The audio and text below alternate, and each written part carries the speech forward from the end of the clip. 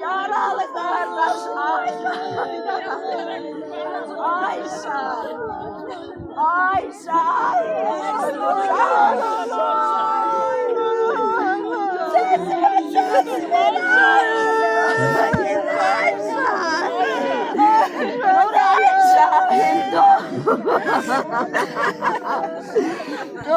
Dur Ayşe.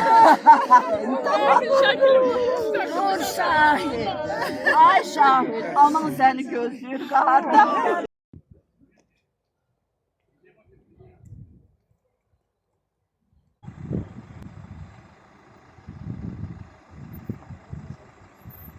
Mən Şəhid Kərimov Şahinin qardaşıyam. Şahin məndən böyük idi. Kəlbəzərdə xidmətdə olarkən Kəlbəzər çıxan zaman orada itkin düşmüşdür.